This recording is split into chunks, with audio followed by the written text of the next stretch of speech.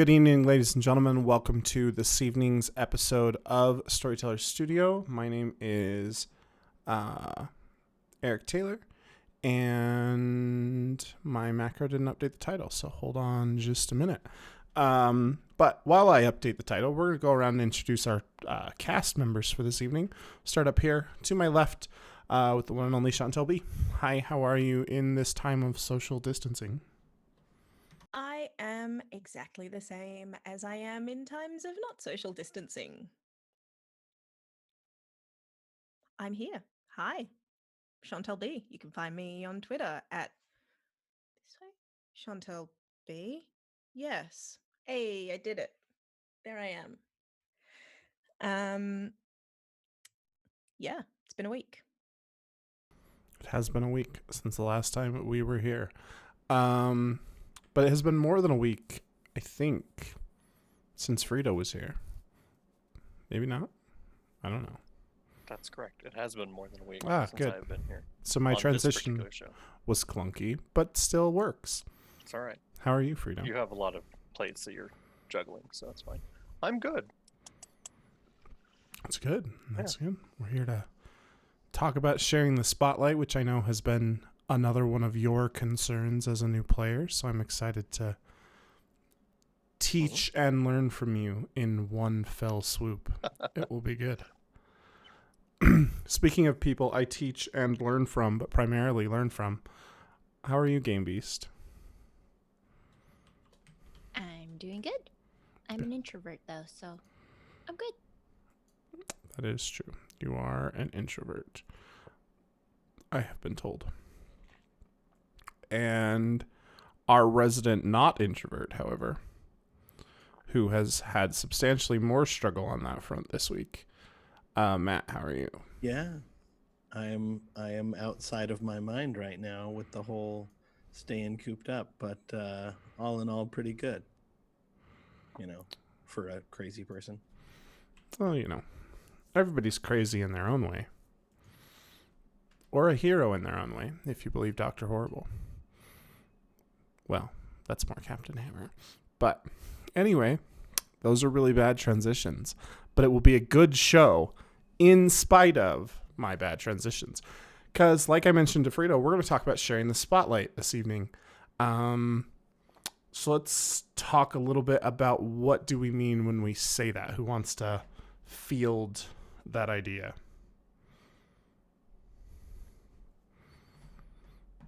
Don't all jump at once. I'll start it. We mean the person who is getting to do the talking when you're playing the game, the person who is getting to interact with the story at that point. At least that's how I think of the spotlight, is the person who's doing the talking. Okay. So what about sharing the spotlight? So obviously your spotlight is on someone at a given moment or a group of people in a given moment.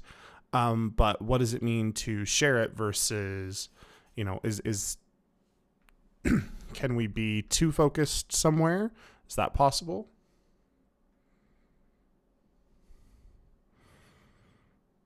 I think in terms of sharing the spotlight, it's possible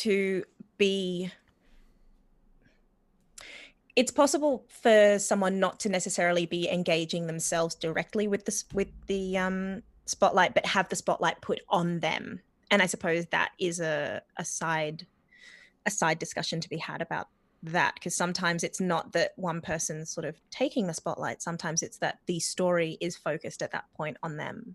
Okay. So, Matt, we've talked a couple of times in other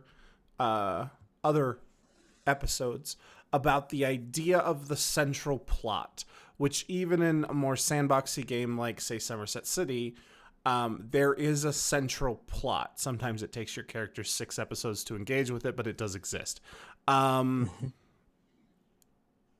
If you're in a scenario where there is a central plot, is the spotlight then by definition on the whole party, or is the spotlight spread out?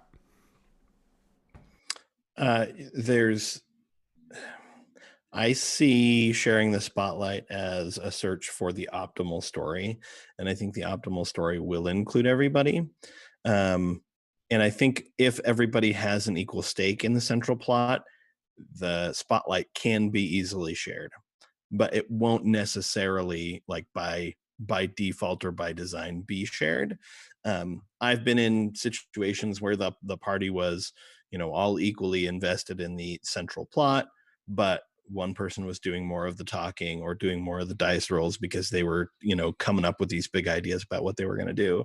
And I often like to acknowledge the complementary skills that exist in the team. And if somebody hasn't done anything cool or, talked to a meaningful source of information or something like that in a little while, my character will sometimes try to find the opportunity in character to say, oh yeah, when so and so talks to this other NPC, it'd be really good if you had this ready. And maybe they have a repair skill and something needs to be ready to actually act once we have good information.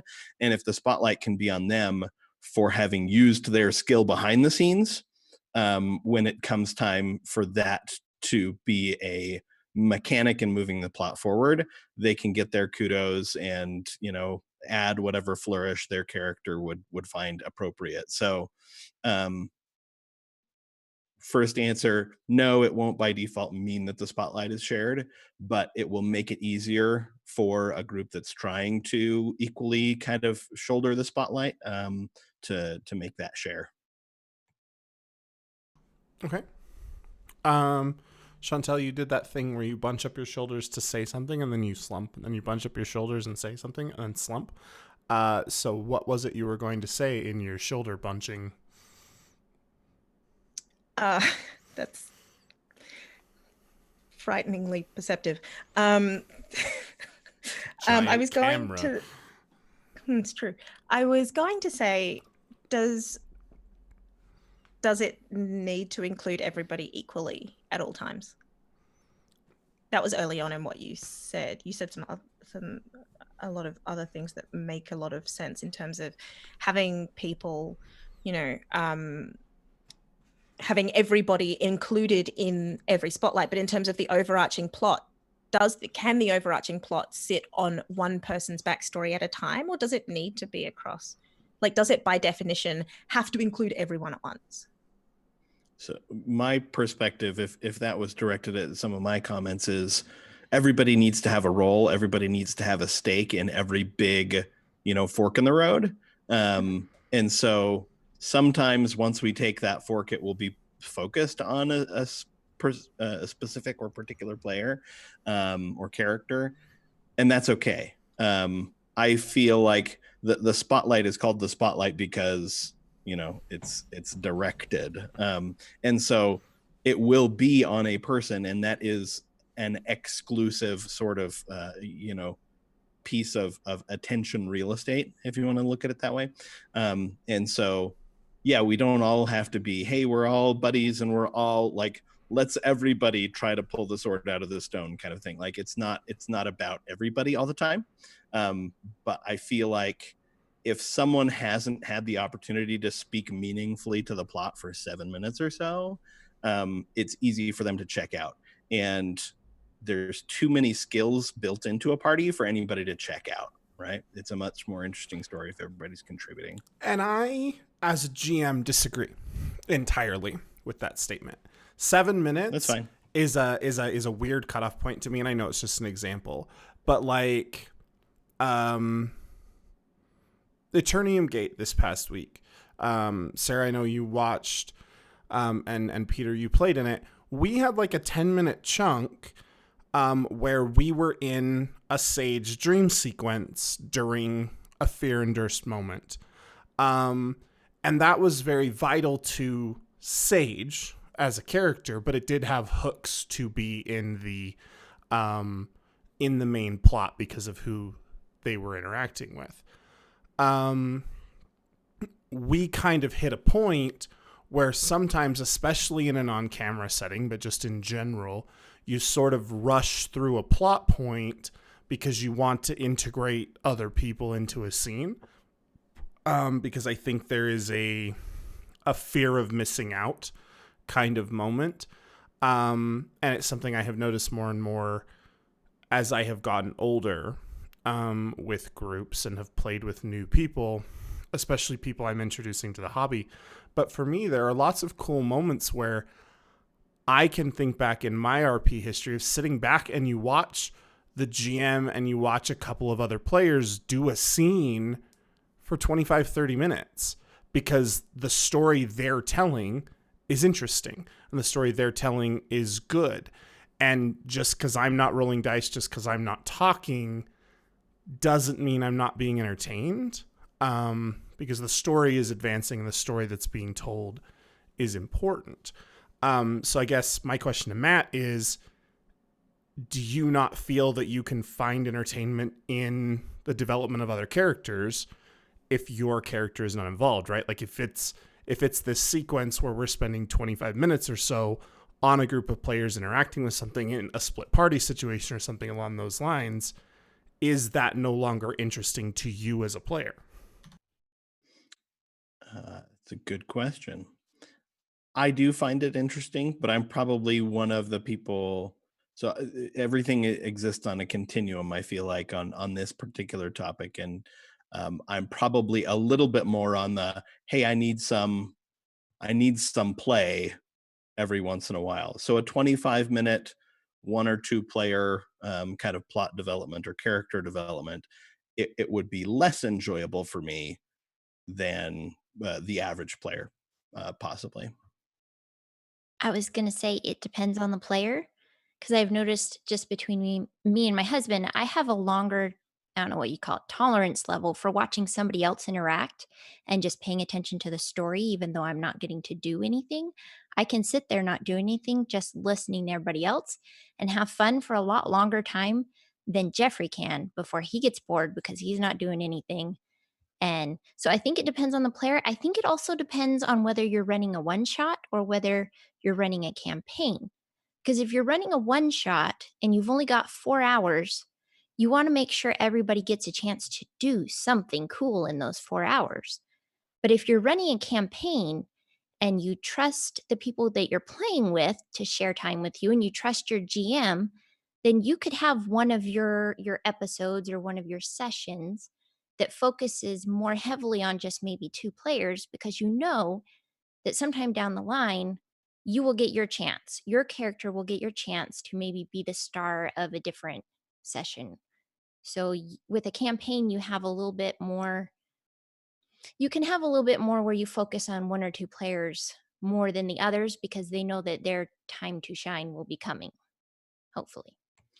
Yeah, I like that perspective, and I think Jeff and I are probably a little bit similar in our need to be where the action is. Um, but I've also seen myself give a little bit more understanding to groups that I've played with for a period of time where that trust does exist, that yes, I'll get what's coming to my character in due time. And so I think that's a good call out about trust, as well as the one shot versus series kind of dynamic of things where if you've got a longer road, then yeah, you'll have more opportunity for those things to come up for your character. And And I think, go ahead. oh, Go ahead, Sean. I was just going to say, my tolerance for how long it takes for me to kind of go, okay, we've spent enough time on this thing. Can we do some other stuff now? Is also about like what's happening in the story.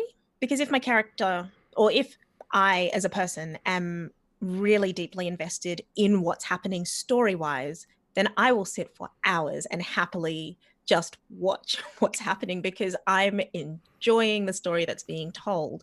And, you know, I'm the kind of person that would quite happily sit while someone reads a book to me. So I'm happy for that either way. Yes, I want to engage, and yes, you know, my turn will come, but I just like a good story. So if it's good story, I don't care. It's if I perceive that the story is starting to lag, or if there's a lot of air in it, that I kind of go, more things now. Okay. So, Frito, you are very new to tabletop, as we've established on your previous episode and in any episode of this, any game that you've played in. What are your feelings on sharing the spotlight versus being in it versus, standing just out of frame and watching what's going on? Like, where do you fall in that spectrum just as a new player? Well, first off, I'm just completely fine, just content letting you four just sit here and chat. I don't know. Some of the apprehensions kind of died down as I've gotten a little more used to all of this. I was definitely terrified that first game as Father Sam of what am I doing? What are all of my people doing, and how to progress whatever the plot of that particular episode was going to be. But I don't know. I guess my biggest concern as a new player is, how do I make sure that I am allowing my character to do a thing or to have a conversation while at the same time not either derailing any sort of planned, story for that session, or just taking all of the time and this is going to be Peter's episode. Okay. The entire thing. And so that's kind of been my kind of areas of concern. So, go ahead. May I add a question to that as well? Is there any space for players, not the GM, to kind of go, wait, but can we shine more of a spotlight on this other person's character? Like, where's the space? Like, how does that work as well? Like, because if I want to see more of what's going on for Father Sam, for example, how do I, as not Father Sam or the GM, go, but come on, push this way now, please? I think you make an effort to engage with it, right? Because as a GM, I am an individual who I'm trying to sit up on my stage as I juggle my plates and drive the spotlight with my toes as I narrate into my lavalier mic so that you hear it in the overhead speakers, right? Like, this is what's going on in my brain, and trying to make sure the spotlight falls on you. If you are in a position where your story... So let's take Eternium Gate again, because I feel like the sage in the Everdream is a big example of this, right? If this other group of people had been like, no, this is interesting, I want to interact with this and come and talk to you about it and engaged with it, all of a sudden there are more people in that scene now, right? It's not just an Eric and Chantel one-on-one. It's the other people asking questions and participating in the discussion. Very much in keeping with that, it is a GM's job to be... It's not my job to make you have fun, but it is my job to recognize if you are and recognize why you're not, right? And then try and tweak appropriately or interact with you on a personal level to the point where I can figure it out. That, in my opinion, is my job as a storyteller, and that's the job of kind of any storyteller. And so if we're seeing this interest, if we're seeing this, you can read nonverbal, you can see the people who lean forward and are watching and are the gasps and all of that, like with Margaret's scene in Somerset out in the hall with her granny and those kind of things. Like, these are things people were engaged with, where that scene got to go for a duration and nobody was bored with the fact that scene went. Whereas I have found it a lot to happen in, you're the bard or you're the rogue with the high persuasion skill and you want to haggle every damn item down. That is the player who's just annoying, and I don't want that player in my game as another player. And I find that player frustrating as a GM, right? Because then it's like, we're going to spend 15 minutes in this shop and it's going to be you and this shopkeeper interacting over this very superfluous item. that really in reality jams should just cost a plot appropriate amount of money. But to me, that's where it becomes a problem, is where there is no room for interaction. If you look at Critical Role, right? Critical Role was broken up into one big long overarching Vecna arc that was laid very early, but then it was broken up into little arcs all through there, and those arcs were very focused on characters, but they pulled in other characters to play supporting cast essentially and be present. And so if you think of it like a TV show, it's like starring X person with Bing, Bing, Bing, Bing as the supporting cast. That story can't take place without those other people, right? The Briarwood arc couldn't take place without the actions that Percy's friends made in that time period. Sage could not have survived her interaction with that entity without her friends being there, right? That just would have been the end of Sage. So to me, sharing the spotlight is about finding ways to make even if you've honed in on this is your center player, this is your lead actor for this segment, you need the supporting cast to be able to fill around you and be a part of that. That's something that I know that I've had this conversation with you a few times, because I know that I can be someone that's like, I'm in this scene now, I'm enjoying this scene, and I'm going to take as long as I need for this scene. But at the same time, I'll come out of game and be like, did I take too long? Because I could have made a decision that would have cut the scene in half, and it just would have been fine. I just make a different decision as a player. If anyone needs me to back off, then I can.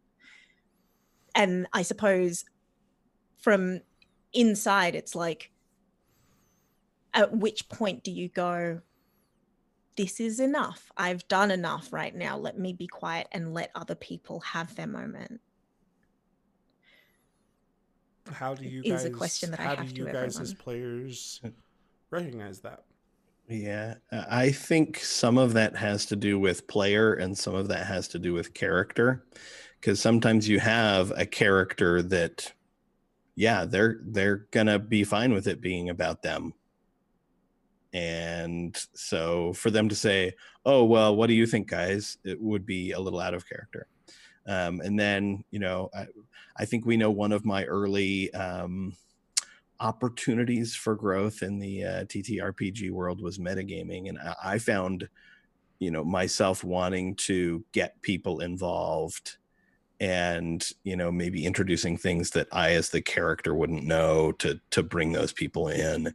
So I feel like there's a balance that occurs on several axes to be able to make that happen.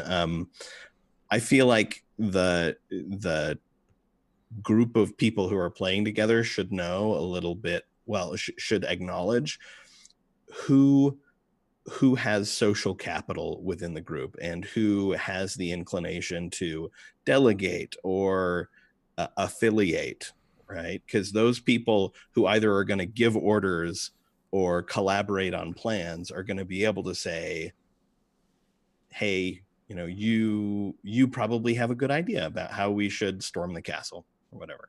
But if you aren't that character, if you're not the affiliative or authoritative character, it can be difficult for you to actually make those calls when we need to, cycle in some additional input.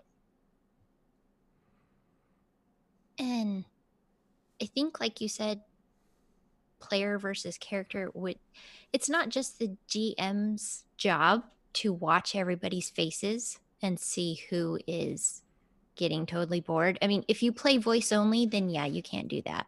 But if you play camera, or one day again in person, you also can watch and see who's getting bored.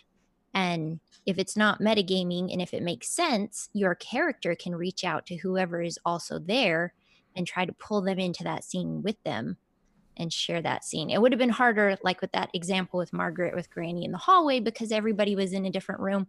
It wouldn't have really worked. Although if I'd seen that someone was getting totally bored with it, I could have tried to like cut Granny off and sent her home sooner or something.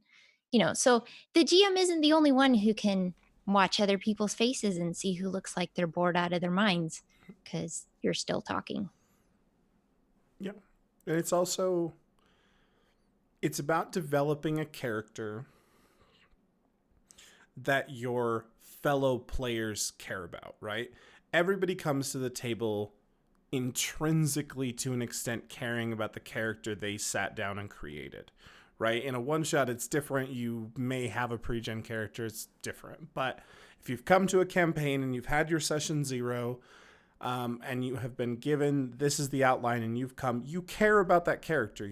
Sarah puts a lot of effort into her characters. She plans costumes for her characters. She writes backstories. Chantel sets up blog URLs. All of these things, like, people come in and they care about their character. One of the tricks about RPGs that I think, in all honesty, a lot of players I have played with miss is making your party care about your character. If you look at Critical Role, there is a very famous example near the end of Critical Role where there's a heartbreaking decision that's made. And it's a decision between the world and a character. And it was hard for the player who made it because of how much he cared about his friend's character. In a very similar situation, one of the reasons everybody was okay with Margaret out in the hallway is people care about Margaret in that party. Even if the character doesn't, right? And it's not that the character does, because up until that point, I would contend Audrey still doesn't give two craps about anybody in that group. Chantel does. And so Chantel is happy to watch Sarah have fun, and Chantel is happy to watch this cool moment happen with Sarah and with Margaret because of that. And I think there are a lot of games that either they don't run long enough or they come down to a mixture of player archetypes, which is another episode that we need to have, where your archetype mixture isn't becoming an emulsion, right? Your water and your oil are separating and your sauce is breaking and you're not hitting that point where you've gelled. And so you have this group of people you have people like Sarah who they're a wallflower in real life quite frequently. But the minute you give her the ability to be in game, Sarah will take it and Sarah will run with it. Whereas you have other people who are super upfront, but they're willing to back off and be a wallflower because they're there more for the story. You have people like my friend Ben, who's there. He's there to make his own fun, and anybody who's played with Ben knows that to be the case, right?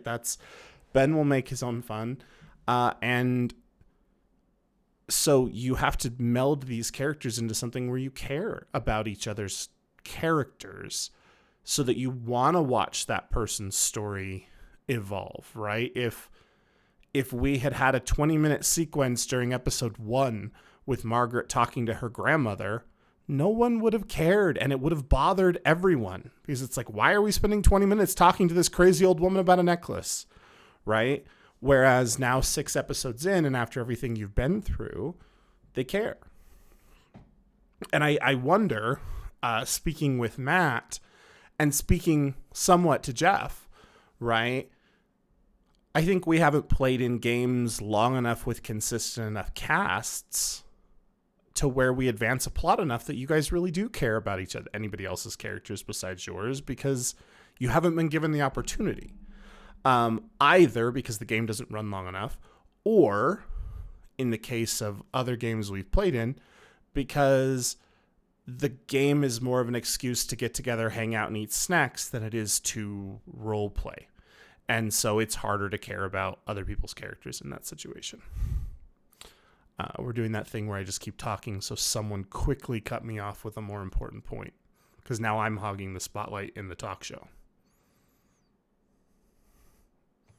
So here I'll introduce a question, perhaps.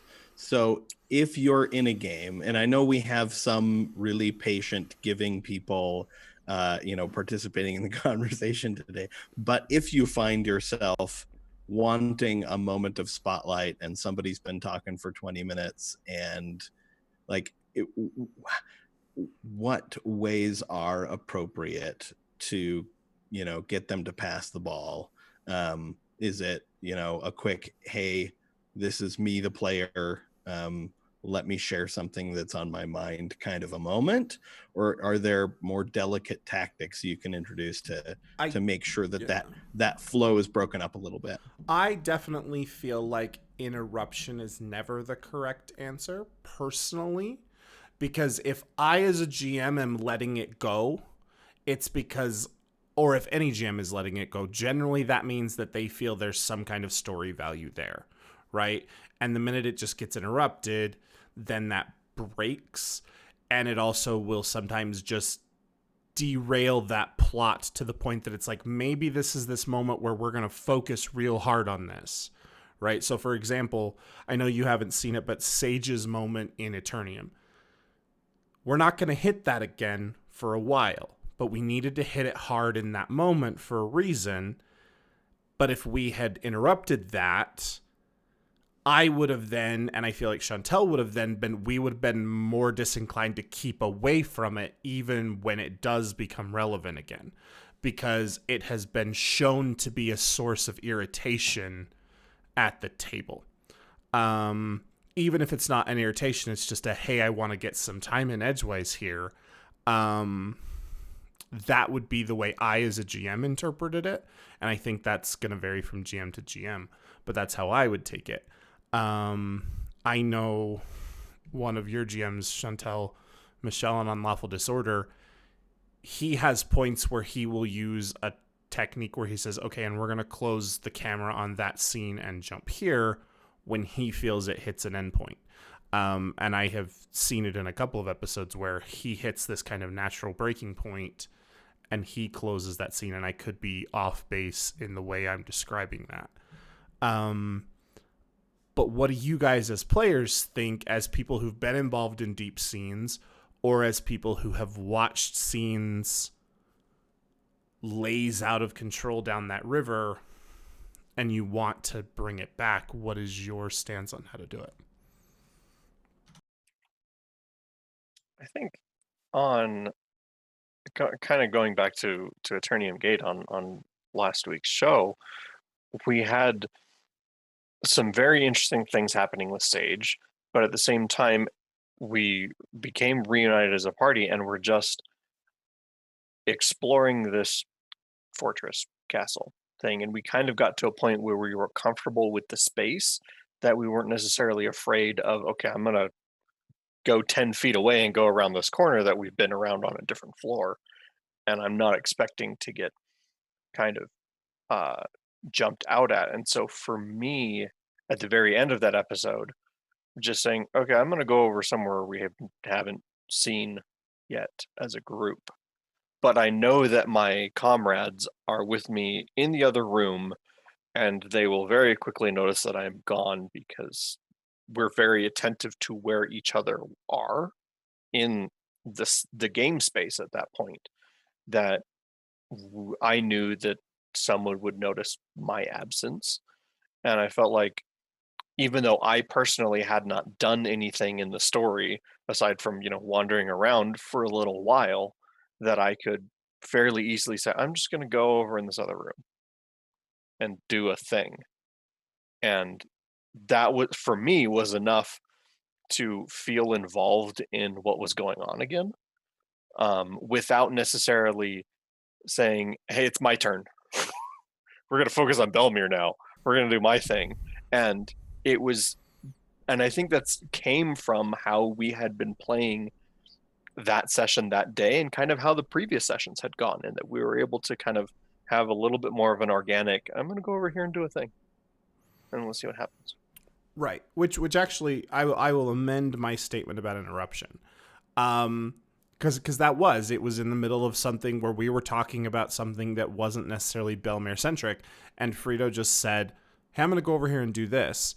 And that was enough for me to go, and you've all heard it at the table, where it's that, okay, we'll get right to that. And that is enough to jog my head as a storyteller that, okay, you want to be a part of something.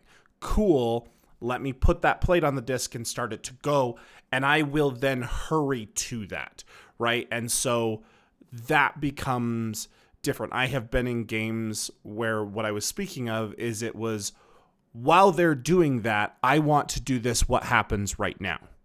And it's literally, they're cutting it off and they're like, we're going to do this thing instead. And to me, that doesn't fly. But a statement of, hey, while this is going on, just so you know, this is what my character is doing. And it would be like, awesome, cool, we'll get to that in just a minute. And that is enough to jog me to move. And I think it's enough, correct me if I'm wrong, players, but that's enough for the player involved in the scene to go, oh, okay, cool, we're going to be over here.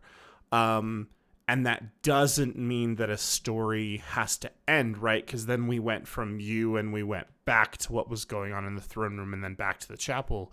It was a moment of, cool, we'll pin this, let me hit a natural breaking point, pin this, jump over, do this, find a natural breaking point, move back. And that becomes a splitting the party episode as a thing. But yeah, to me, that's what it is. Is there, from Sarah or Chantel, any more comments there, or Matt, any follow-up questions? I just wanted to say that as to the way that Michelle runs Unlawful Disorder, it's actually probably closer, I think, to the way that you run. The difference is the use of terminology, because it is very much a, okay, well, this scene between two people is starting to slow in its momentum, so let's cleanly cut this and move to this scene, what's happening over here. And he'll go, okay, and we'll leave that there, what's going on between the two of you over here instead. And I suppose it's because it's it's four people playing as opposed to 6 in Somerset or 5. It's that situation of, okay, there's a lot more people, there's more people over here, what's this scene, I want to know what's going on over here as well, which is an interesting way of doing it, as someone that has never DM'd or GM'd or story told. That's definitely word choice for sure.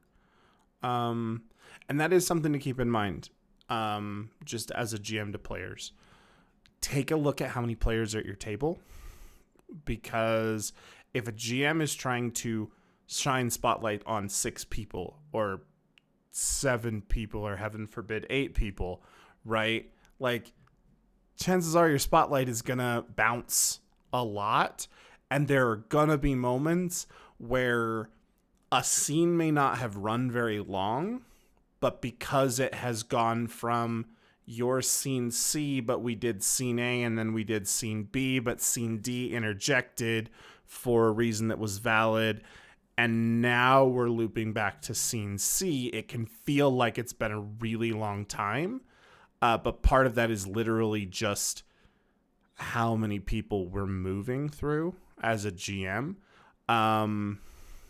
Especially at my games, and this is just a disclaimer from me as a GM, I'm never trying to single out a player, because my story doesn't tell itself without all of you, and all of you are important at the table, and I don't include people in the story who don't matter, and I don't include players at the table who aren't going to influence what's going on.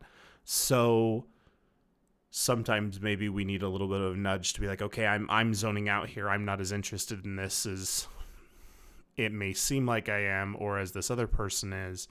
But nobody's ever really trying, in my opinion. There isn't a GM who's worth their salt who's trying to forget you or trying to ignore you. Because again, as I say frequently, in my opinion, if that's where you're at, then you don't belong on this side of the screen, or you need less players, right? You need to invite less people to your table if you're going to ignore people on purpose. So let's move, unless there's any comments or questions about that topic. Going once, going twice. Sold to the lady in the second. Yes, Sarah. Sorry. Sold to Sarah.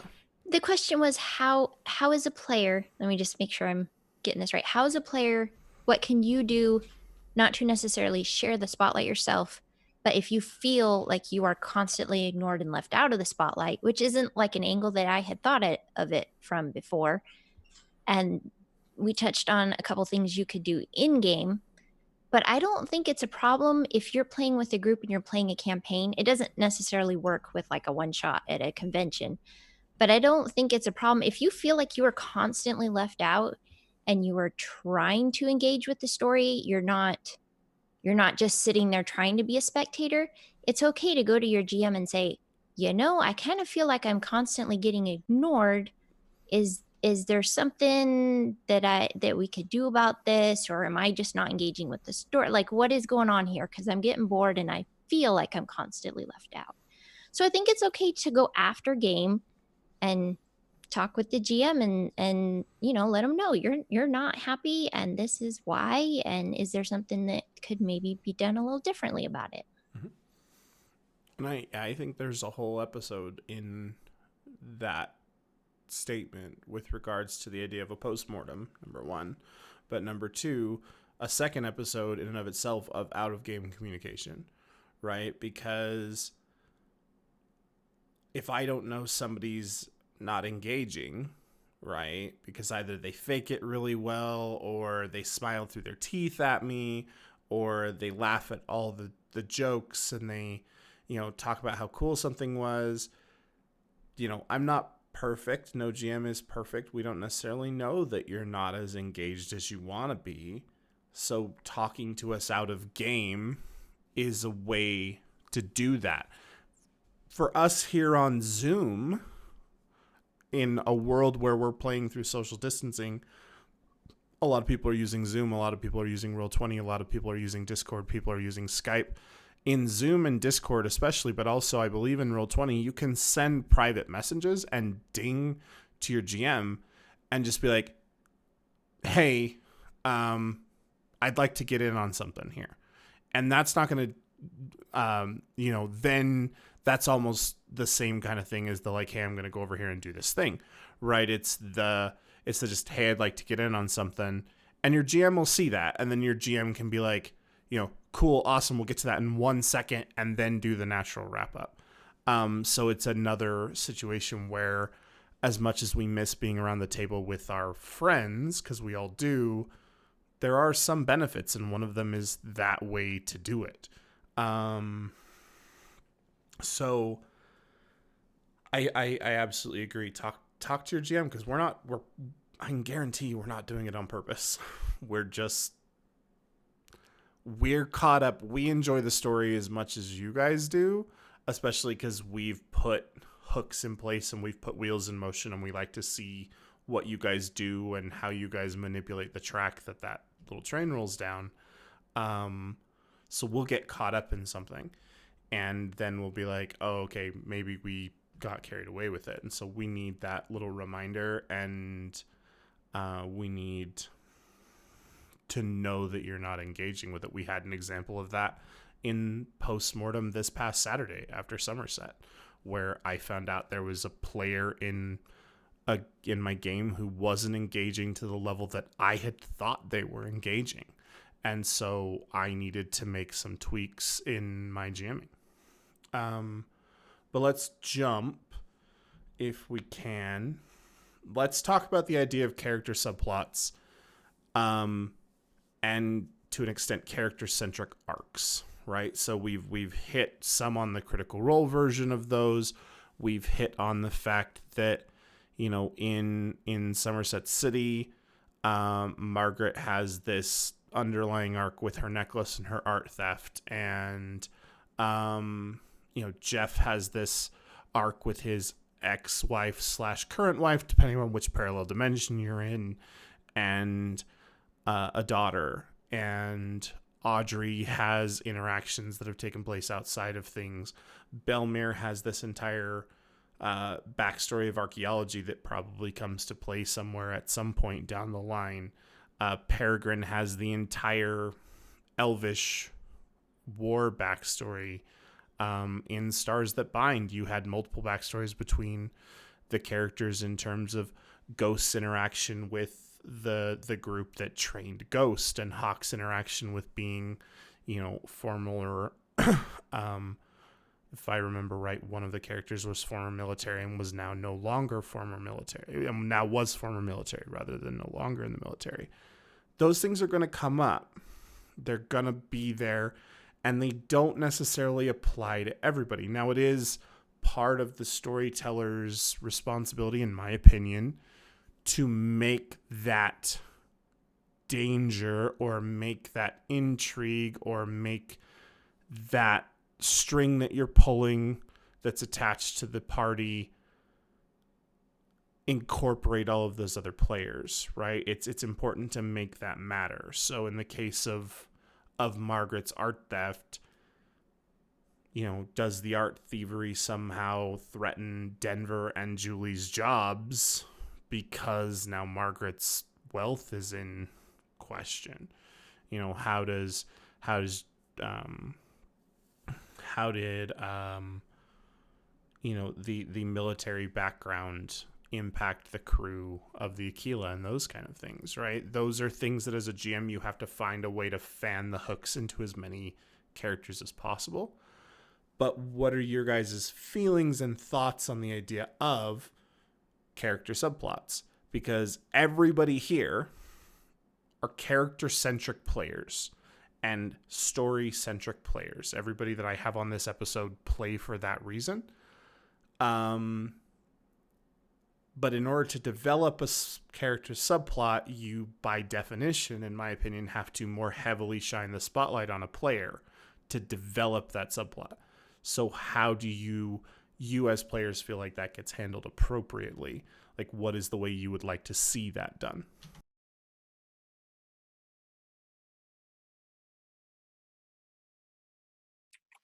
I think one of the ways it was handled well was with Sage's, dreamscape nightmare thing. That it's part of her character. It's part of, it's something from her race that she just has. And to take that, 10-minute aside to talk through what she's dreaming about and these visions that she's having is important for Sage's character development, but it also influences the rest of the party's relationship with her. And I think, even in, regular TV shows, you have an episodes that's about furthering one character's, backstory or something that they're doing. And we're essentially doing the same thing with that, of learning more about the person and how that story or how that thing just influences the rest of the group. And that's a really good point, because it's like the entire Marvel universe. Like, we have all of these movies that are offshoots, but then we have Avengers when they all come together and they're all solving, like, the intention is that all of them weave in together. And that is a series of backstories that come together to create an overarching plot. Like, you couldn't get to, the last couple of movies without having gone through all of those characters in the universe. My view on it is, as long as stories happen, it's such a strange view, but as long as stories happening, I don't care how. It seems like a strange view considering I'm actively playing a game, but I still, even if I'm saying nothing and doing nothing, I still feel like I'm actively playing a game, like I'm actively engaging in some way, shape, or form with what's being told, because it's informing how I, Chantel, and sometimes I, the character, view and interact with those other characters, like you said, Peter. And like Eric said earlier, your character, we're not just you, but okay, focus for a second. You get to know your friends' characters. You get to like your friends' characters. You want to know more about your friends' characters. But it helps in maybe the first, if you're playing campaign, in the first session or two that you play, that you don't bring up all those one character centric things in maybe the first couple of sessions, you just let your characters get to know each other and let your players get to care about the other characters, so that when you do have a session that focuses more heavily on one character, hopefully by that point, you want to know more about that character. And so even though it's not going to have Margaret in it, by then I've learned enough about Audrey interacting with her that I want to know more about Audrey. I'm curious to see what is in her backstory. And I know that somewhere down the road, I will get to have the fun of showing off Margaret's backstory that I wrote for her, and getting to show off all that stuff. But in the moment, I'm perfectly content and happy to learn about Audrey's backstory because I've gotten to know her enough that I'm curious and I want to know more. I think as a GM, there's a tendency.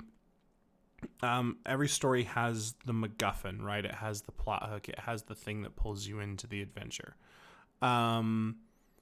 There is a tendency, and it's not a bad tendency, it's just part of the story, to assign that to a character, right? So, Matt, we played a Rippers game where the initial story took place because a contact of yours showed up with a problem. But that didn't make it a story central to that character. You were just the impetus for your band of miscreants to go be miscreantic, right? That was what you were there for.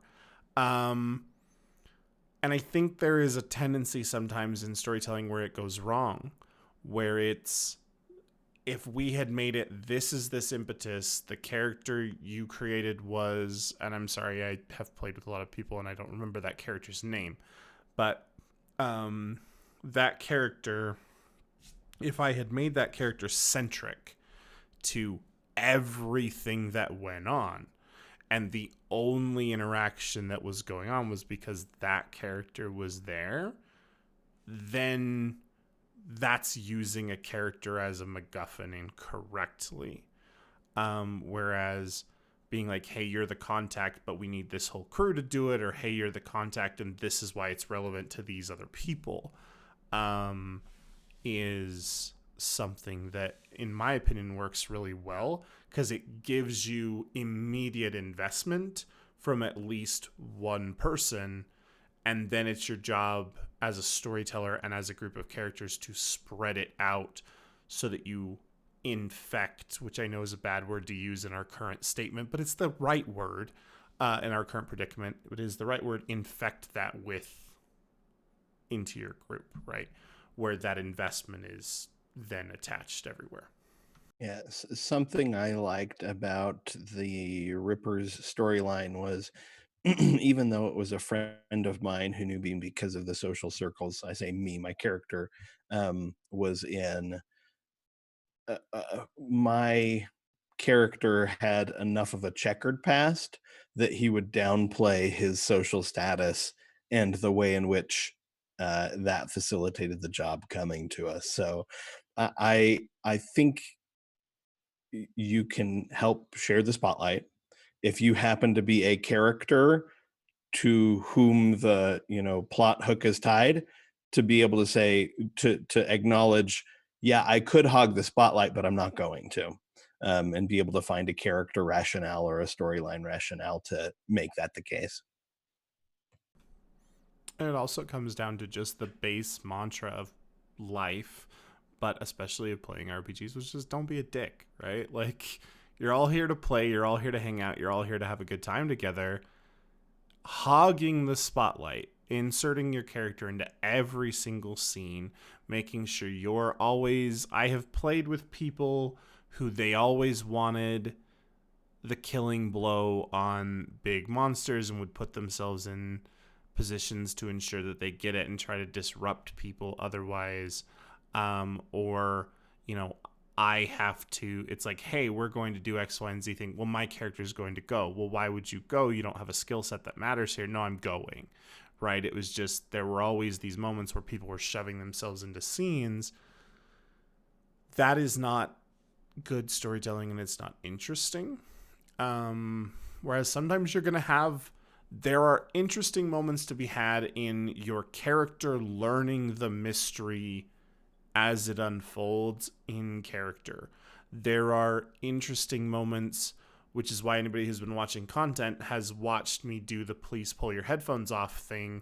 There are interesting moments there in the now needing to acquire that information organically because other people have, it makes the story more real in that circumstance because you wouldn't know that. And it lets to me, that's another way players can share the spotlight, is when you have been given that spotlight, now it's time to disseminate that information. That's your time to pull other people in. That's your time to incorporate your friends into this scenario, and make it more interesting. So that is my thought on that. We are closing in on the tail end of our weekly palate cleanser show, so we're going to do our outros, final thoughts on sharing the spotlight as a thing, and then as normal, as not normal, as is the new normal. Unless you have something I don't know about to plug, I will hit plugs at the end. So, Matt, who are you? Where can we find you? I'm so sorry to whoever just joined the community. That got hidden for some reason, but welcome. Thanks for following. So, Matt, tell us who I who am. you are. Yeah, I'm an RPG enthusiast, and find me on Twitter at orcish1_83. And yeah, sharing the spotlight. I like the people I play with. I like the characters they build, and sharing the spotlight is the way to enjoy the full richness of the story we're building together. Awesome. And you all can find Matt this coming Friday at 10 Mountain for our new show, Fated Fortune, which will be very exciting. It is a set in 1947 Indiana Jones style treasure hunting game. It'll be high action, lots of setting rules, lots of people doing crazy stuff because I've given them the setting rules to survive doing stupid things. So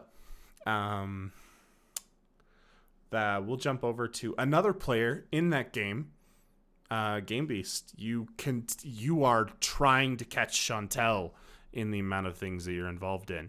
So now it's a race. Nope, Chantel will win. I am Sarah. I have a Twitter, RP Game Beast. I do not Twitter. You can find me with Matt on Friday playing a new game, and I'm very excited. Awesome. You can also then turn around and find her once more on Saturday, appearing as Margaret/Magpie in the mess that they brought in Somerset City. There is much mess, and it is all Audrey's fault. But someone who isn't in Somerset City, but isn't also kind of a mess if you look at where he left off last Wednesday, Frito. It's funny because when you kind of laid out how the end of that episode happened, my mind immediately flashed to the Diablo 4 teaser trailer, and I'm like, oh, I'm summoning demons. Great. You are now a terrible person. That's yes. true. I am Deep Frito. I also ignore my Twitter, but maybe I'll stop ignoring it in the near future. Find out. At Deep Frito. Yep. And like I said, he'll be here Wednesday for Eternium Gate. As will Chantel be here on Wednesday for Eternium Gate. Hi, I'm Chantel B. You can find me at Chantel B on Twitter. Are you going to hit all of the things that I do? I'm going to try. I write. I do stuff. I do a lot of writing, actually. I need to make that more known. Yeah, follow me on Twitter. There's a website there. I do stuff. I'm also here a lot.